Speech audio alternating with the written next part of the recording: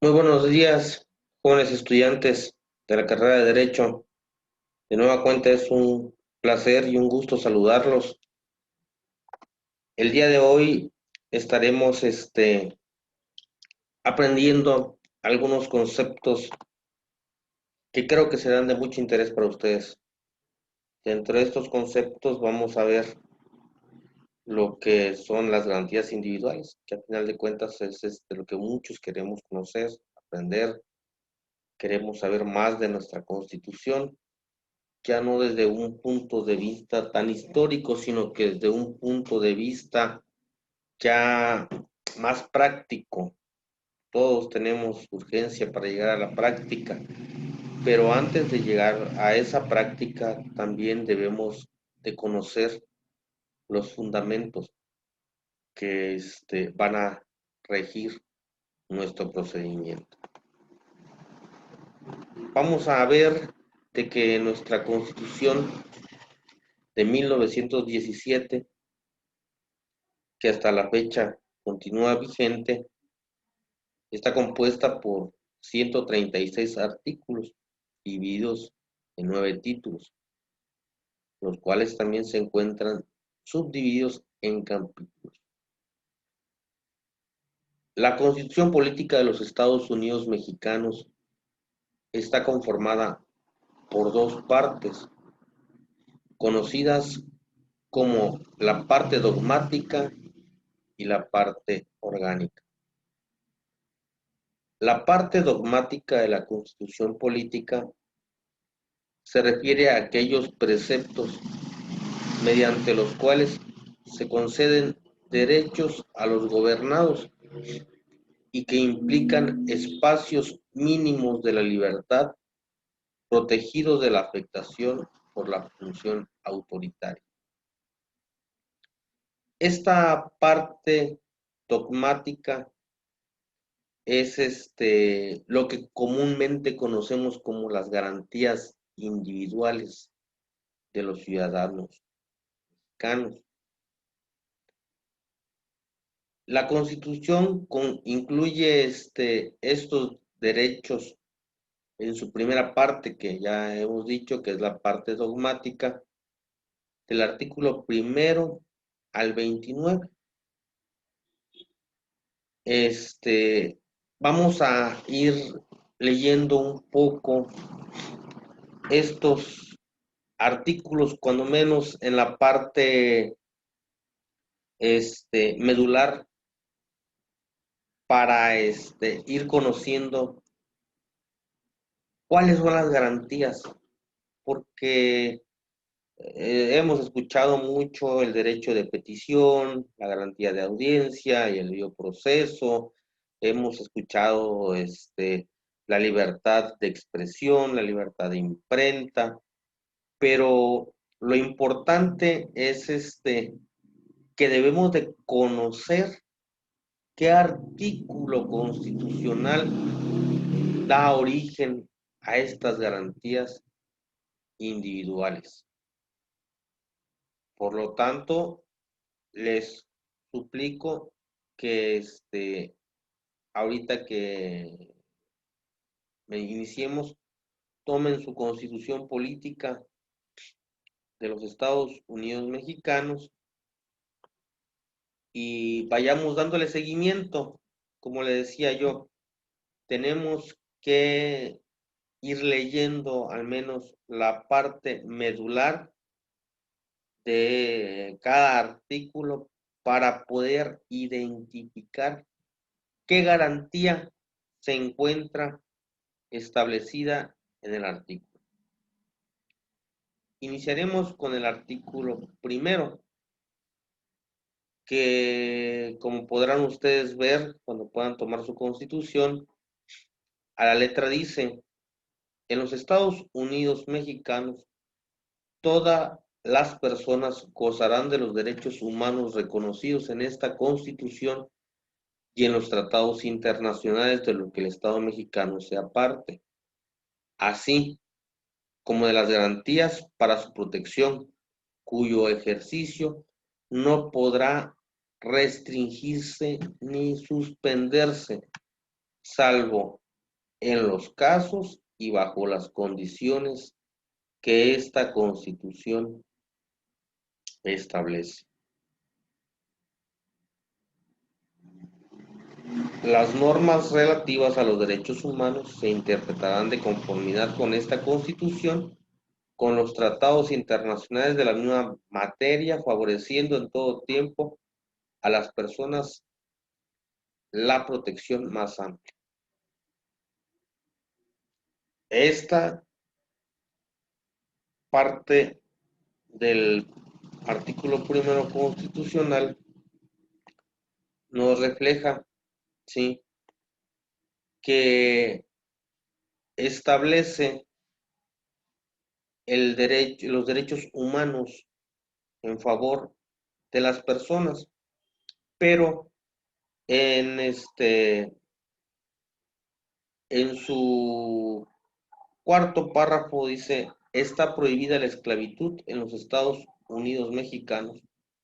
Los esclavos del extranjero que entren en territorio nacional alcanzarán por este solo hecho su libertad y la protección de las leyes. Queda prohibida toda discriminación motivada por origen étnico, nacional, la edad, las discapacidades, la condición social, las condiciones de salud, la religión, las opiniones, las preferencias sexuales, el estado civil o cualquier otra que atente contra la dignidad humana y tenga por objeto anular o menoscabar los derechos y libertades de las personas. Vemos pues que en este artículo primero, y espero que vayamos tomando nota, encontraremos la igualdad de derechos entre las personas, así como la prohibición de la esclavitud y la prohibición a la discriminación. Ahora bien, el artículo segundo nos dice: la nación mexicana es única e indivisible. La nación tiene una composición pluricultural sustentada originalmente en sus pueblos indígenas, que son aquellos que descienden de poblaciones que habitan en el territorio actual del país al iniciarse la colonización y que conservan sus propias instituciones sociales, económicas, culturales y políticas o parte de ellas. En este artículo segundo, que es más amplio, vamos a encontrar los derechos de los pueblos indígenas.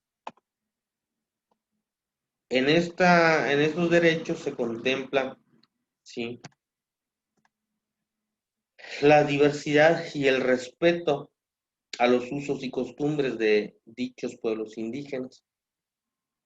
Iremos desdeñando más adelante cuáles son estos derechos que ahora, como podemos escuchar, existe por parte de diversos países, diversas naciones, la intención del rescate de los pueblos indígenas. En México, todas las instituciones que se encuentran encargadas de velar por este rescate de las culturas de nuestros pueblos indígenas van a encontrar su fundamento en el artículo cuarto constitucional. Ahora nos toca el artículo tercero. Este artículo tercero es una garantía que hemos pregonado sin saberlo quizás desde muy pequeños, ¿sí? Y dice el artículo tercero: toda persona tiene derecho a la educación. El Estado, Federación, Estados y Ciudad de México y municipios impartirá y garantizará la educación inicial, preescolar, primaria, secundaria, media superior y superior, La educación inicial, preescolar, primaria y secundaria conforman la educación básica. Esta y la media superior serán obligatorias. La educación superior lo será en términos de la fracción décima del presente artículo.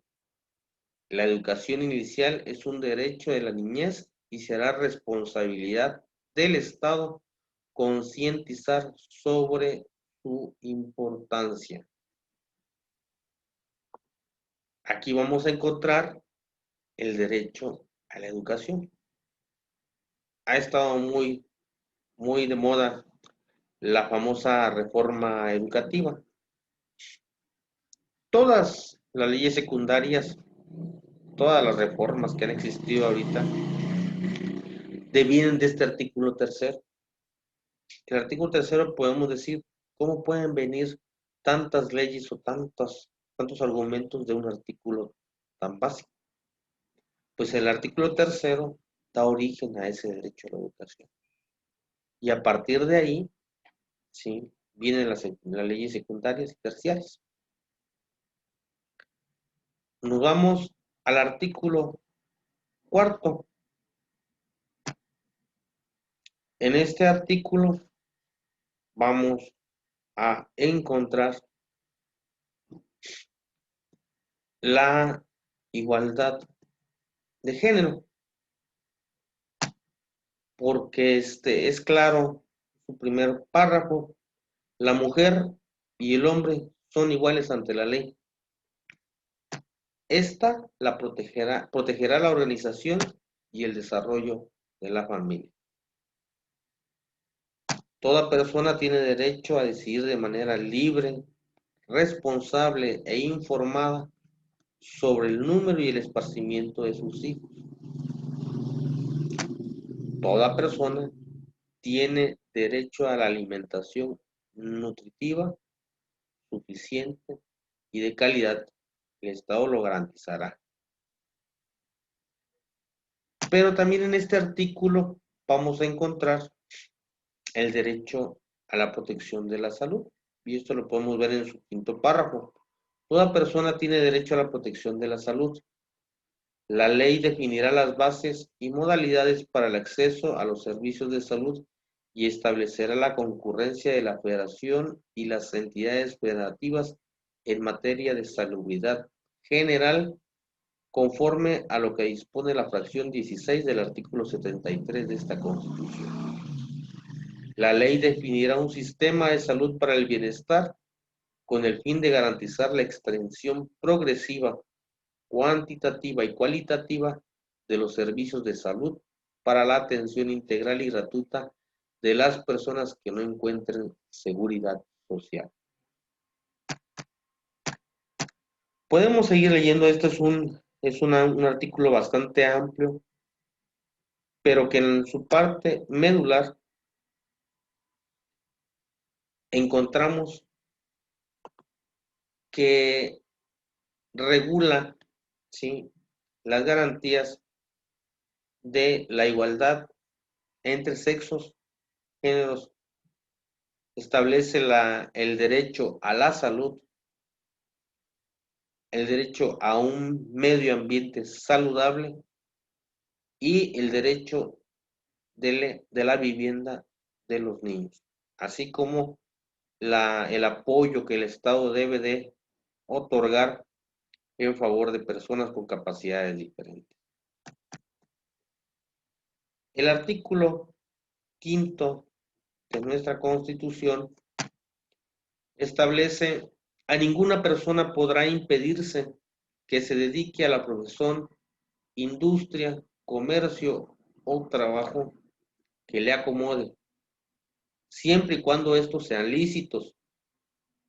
El ejercicio de esta libertad solo podrá vedarse por determinación judicial cuando se ataquen los derechos de terceros o por instrucción gubernativa dictada en los términos que marque la ley, cuando se ofendan derechos de la sociedad, dice que, y que nadie puede ser privado del producto de su trabajo, sino por resolución judicial.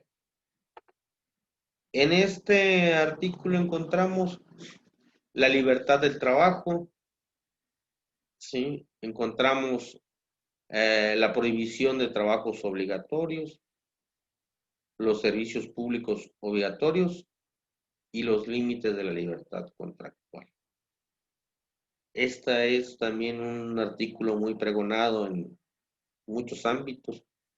Nadie puede obligar, ¿sí?, a que se dedique a una actividad que no le agrade, o nadie puede prohibir a una persona que se dedique a realizar algún tipo de trabajo, pero como le establece la Constitución, siempre y cuando sean actos ilícitos.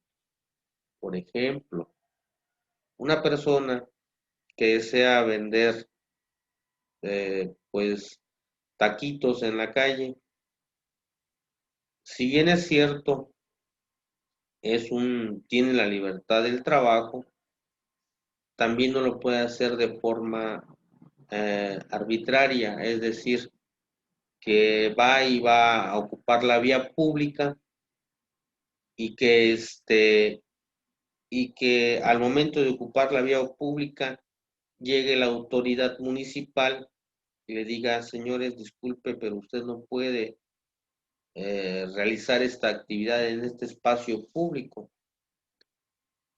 y le piden que se retire. En ese momento no le están prohibiendo la libertad del trabajo, únicamente le están manifestando de que no cumple con los requisitos para efectos de que ellos puedan instalarse y realizar sus vendimias en la vía pública, ¿sí? Otro ejemplo de restricción de la libertad del trabajo dice: siempre y cuando sea lícito. Una persona que se dedica a vender estupefacientes, drogas, enervantes, se encuentran fuera del marco de la ley. Y por lo tanto, no es un trabajo lícito, no es una actividad lícita, no es una actividad que se encuentre regulada como lo que es la licenciatura en Derecho, la licenciatura en Medicina. No podemos decir: es que ¿a qué te dedicas? No, pues públicamente pues me dedico a vender estupefacientes. No es una profesión como tal, pues, ¿sí? Entonces, al no ser lícito, está prohibido. Entonces, está prohibida que las personas se dediquen a la venta de drogas enervantes o estupefacientes. El artículo sexto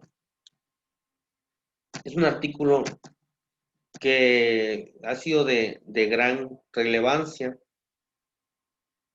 y nos dice: la manifestación de las ideas no será objeto de ninguna inquisición judicial o administrativa, sino en el caso de ataque a la moral, a la vida privada o los derechos de terceros, provoque algún delito o perturbe el orden público.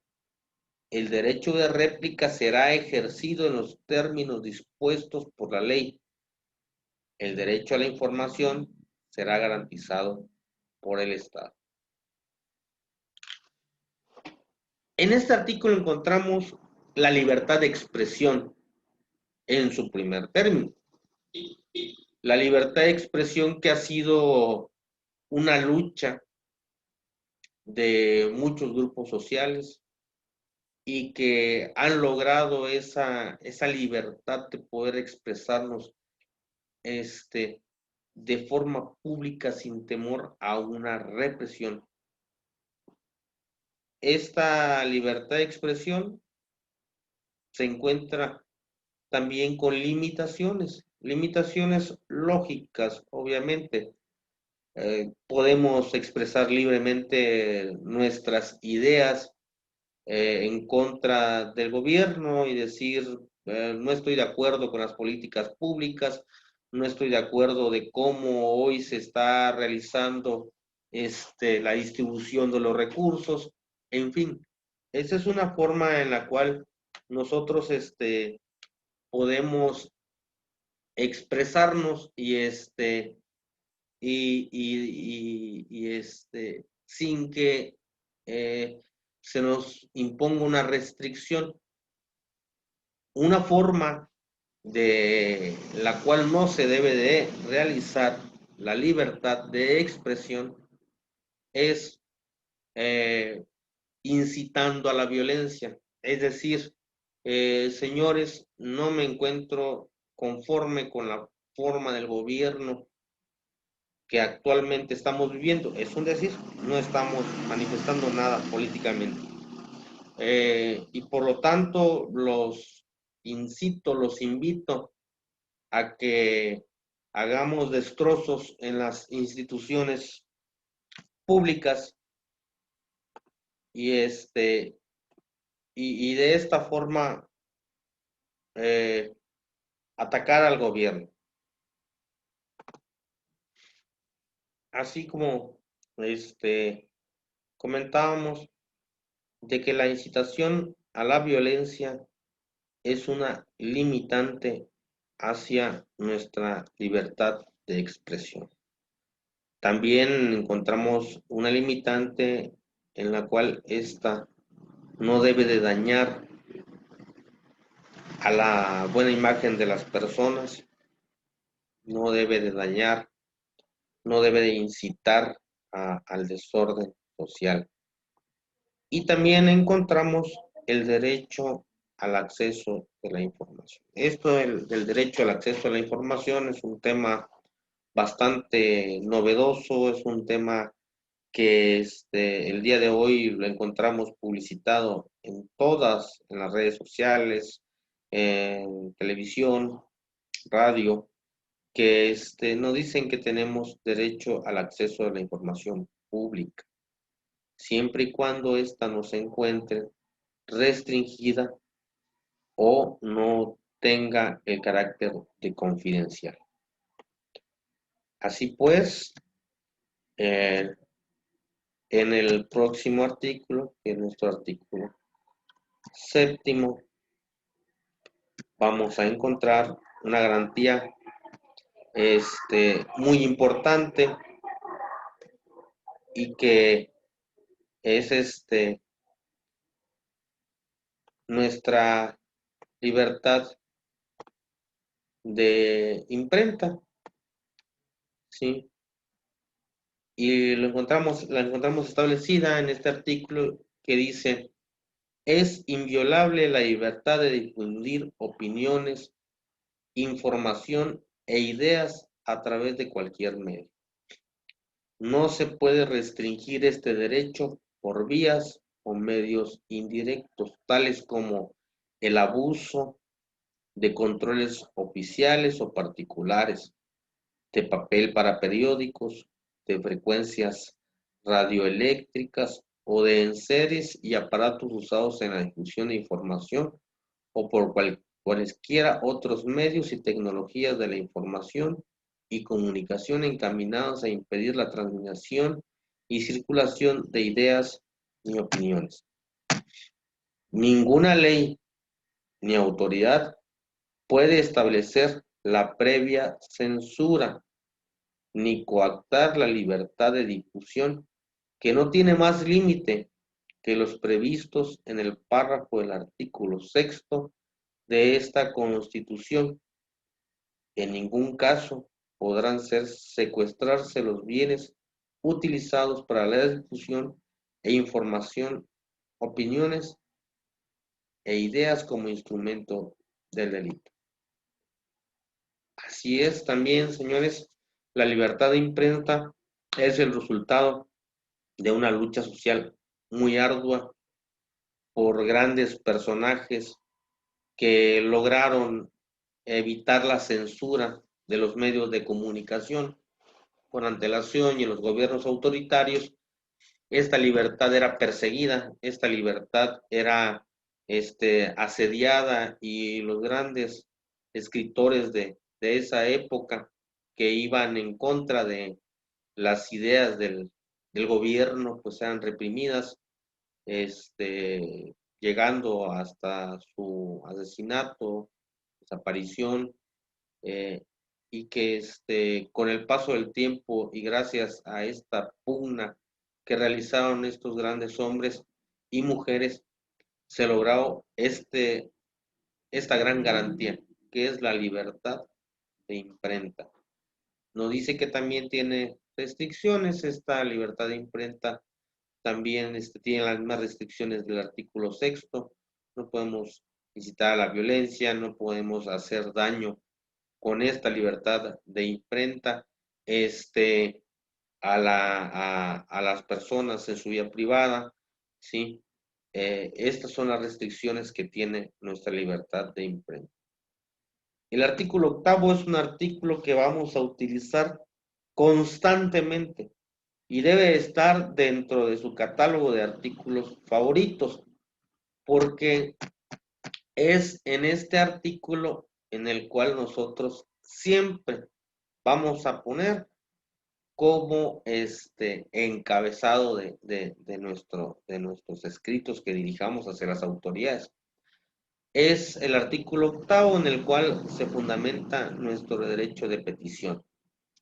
Dice, los funcionarios y empleados públicos respetarán el ejercicio del derecho de petición siempre que ésta se formule por escrito, de manera pacífica y respetuosa.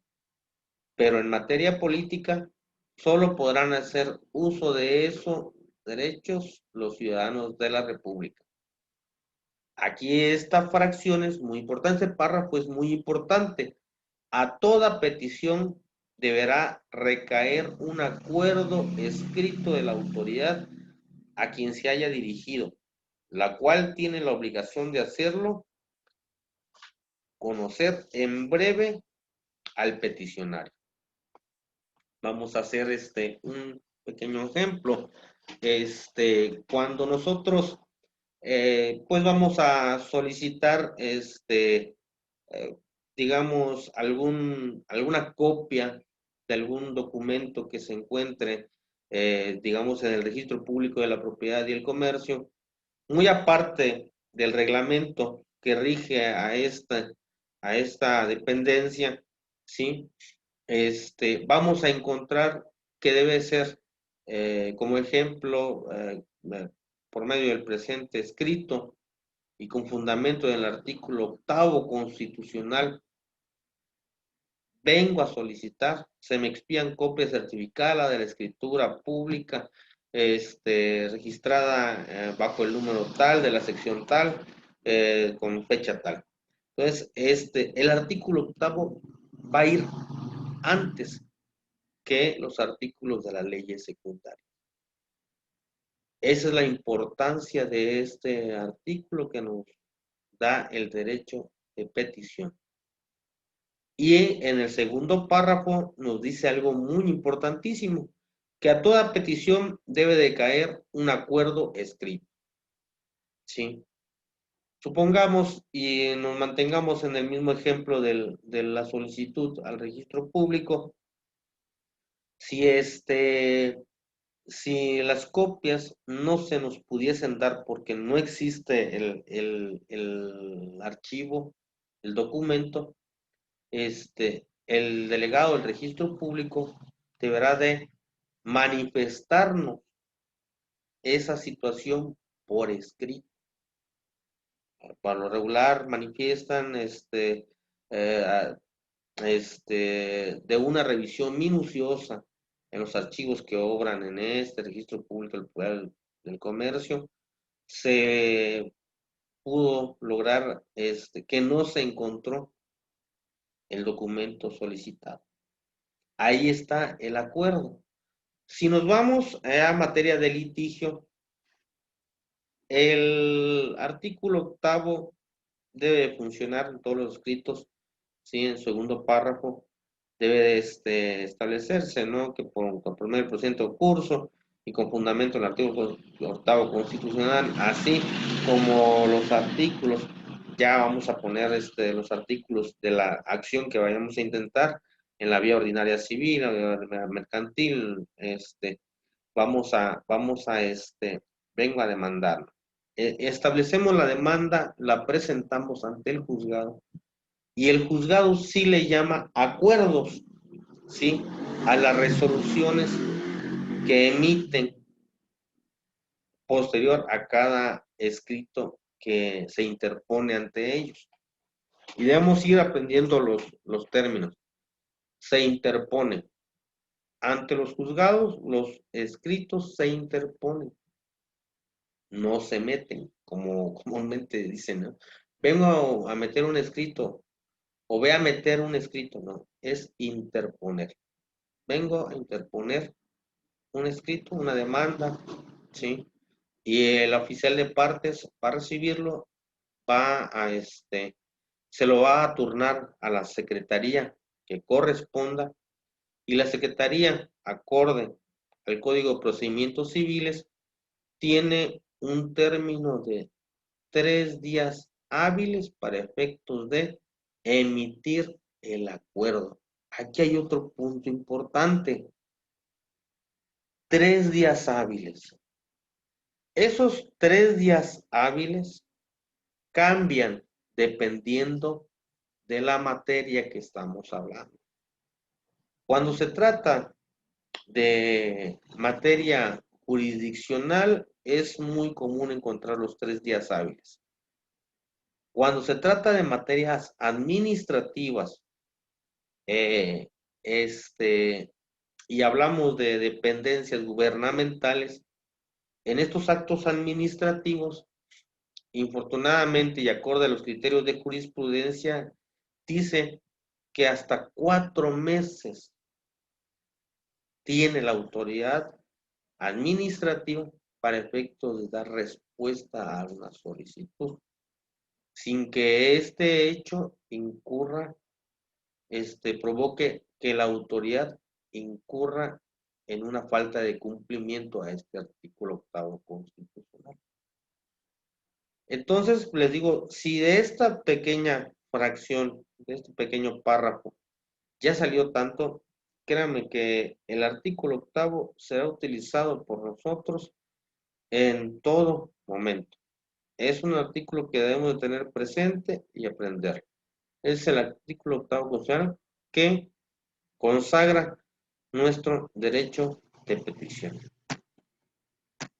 Pasaremos al artículo 9, que nos dice que no se podrá coartar el derecho de asociarse o reunirse pacíficamente con cualquier objeto lícito, pero solamente los ciudadanos de la República podrán hacerlo para tomar parte en los asuntos políticos del país.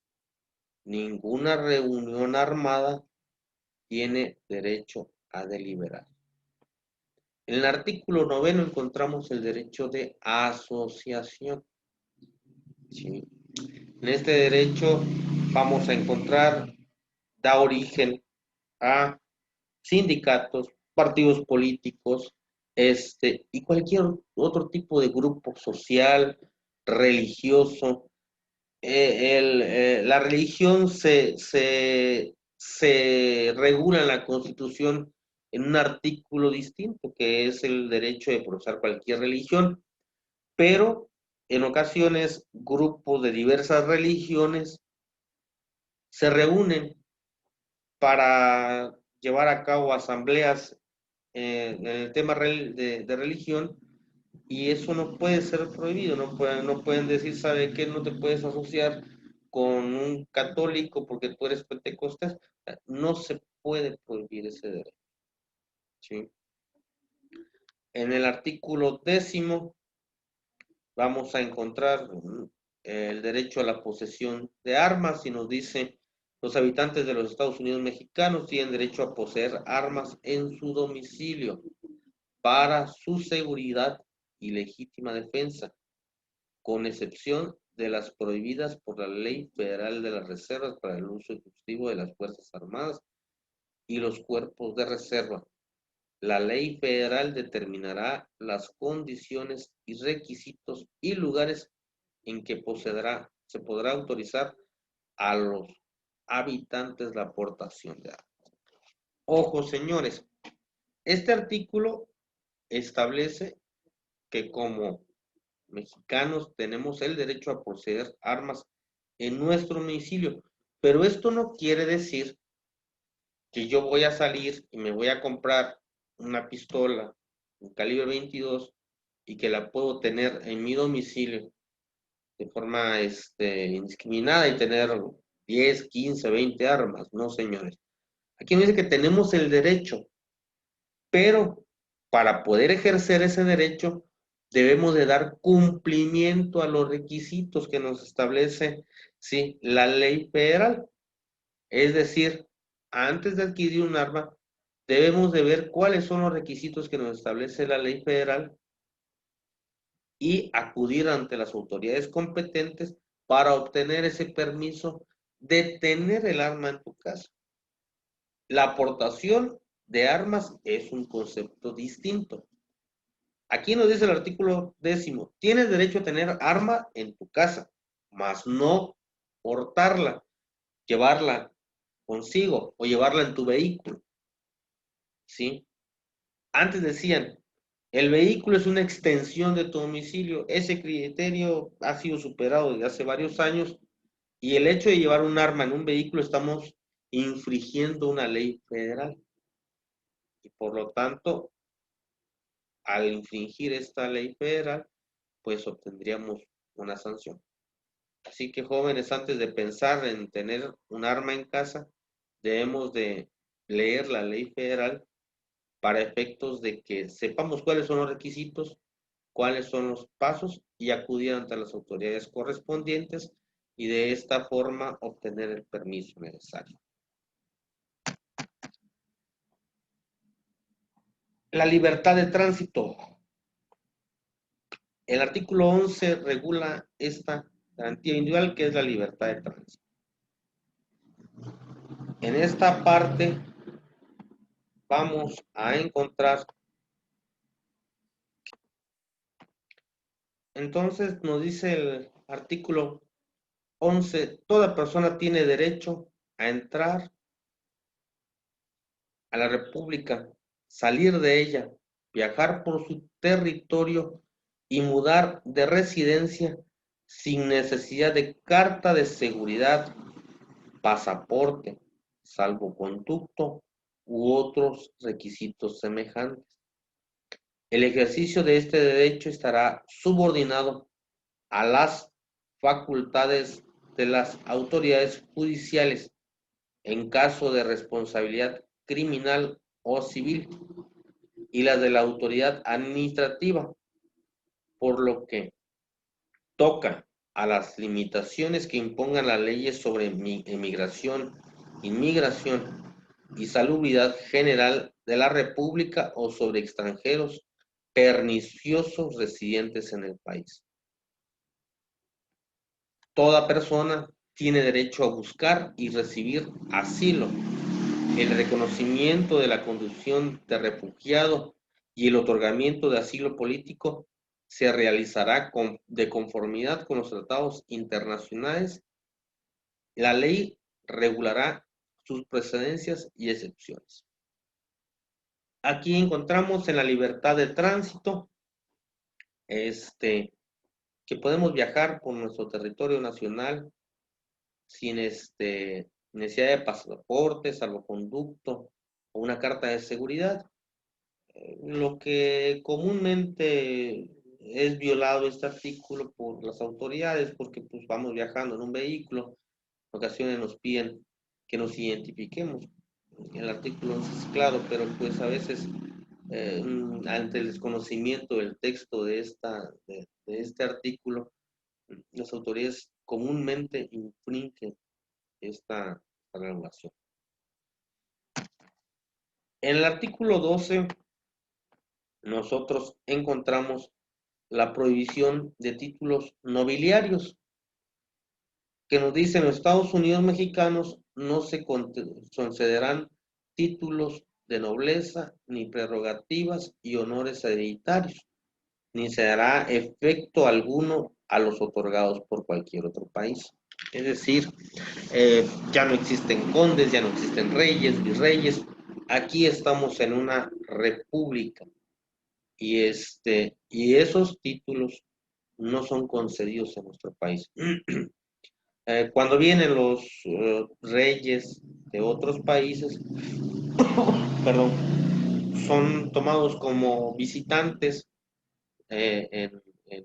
hacia nuestro país y se les reconoce la investidura, pero no el poder como tal, ¿sí? Sí se les dice rey, conde, vizconde, pero únicamente como investidura, como respeto a la investidura que ellos traen, pero no con la autoridad que detentan en el lugar en el cual le dieron ese título nobiliario. El artículo 13 es un artículo de suma importancia porque ahí vamos a encontrar la prohibición de leyes privativas y tribunales especiales. Dice que nadie puede ser juzgado por leyes privativas ni por tribunales especiales. Ninguna persona o corporación puede tener fuero ni gozar más emolumentos que los que sean compensación de servicios públicos y estén fijados por la ley. Subsiste el fuero de guerra para los delitos y faltas contra la disciplina militar, pero los tribunales militares en ningún caso y por ningún motivo podrán extender su jurisdicción sobre personas que no pertenezcan al ejército. Cuando en un delito o falta del orden militar estuviesen complicado un paisano, conocerá del caso la autoridad que corresponda, civil que corresponda. Aquí nos quiere decir que no puede existir una ley privativa.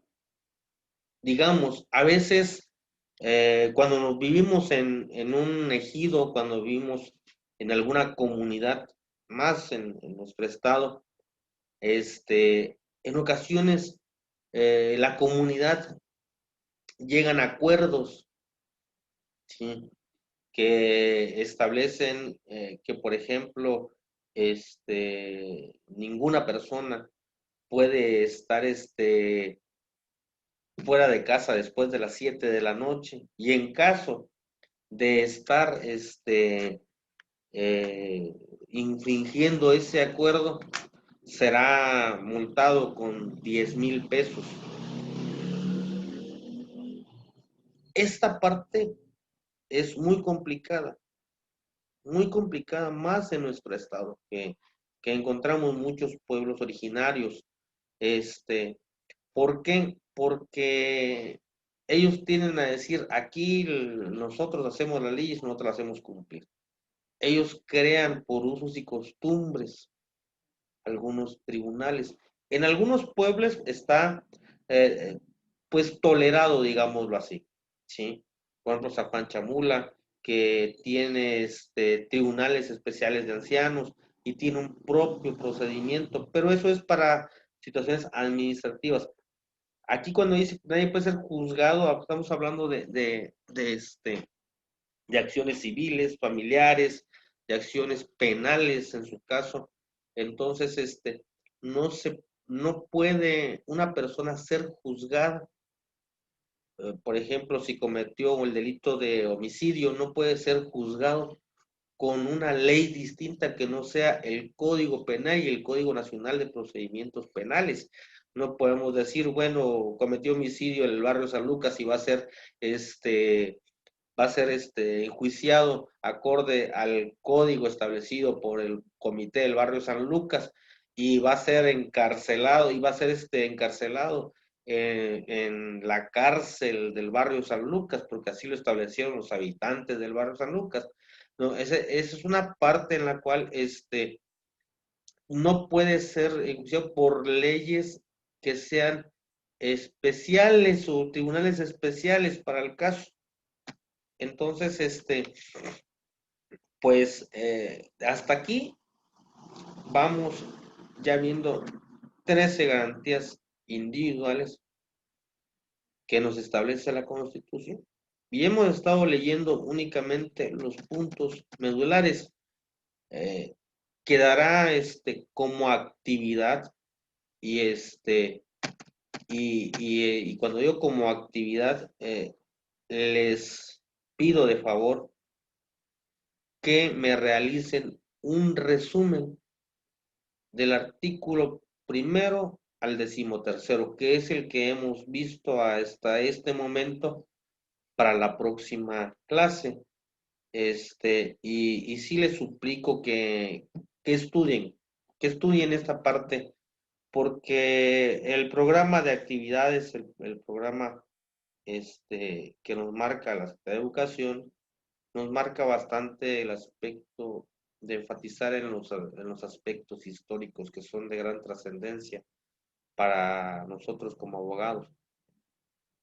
Y en esa parte nos ocupa mucho espacio del tiempo que vamos a estar con esta clase, pero a lo que el suscrito quiere llegar es de que me interesa mucho que aparte de conozcamos de la historia de la Constitución, también me interesa que conozcamos la Constitución como tal, porque estos son artículos que vamos a utilizar en nuestra vida cotidiana.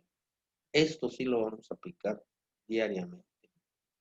Cuando seamos abogados que estemos, cuando estemos litigando, cuando estemos como funcionarios, cada caso en concreto va a ajustarse en algún párrafo del artículo, esos artículos de la Constitución.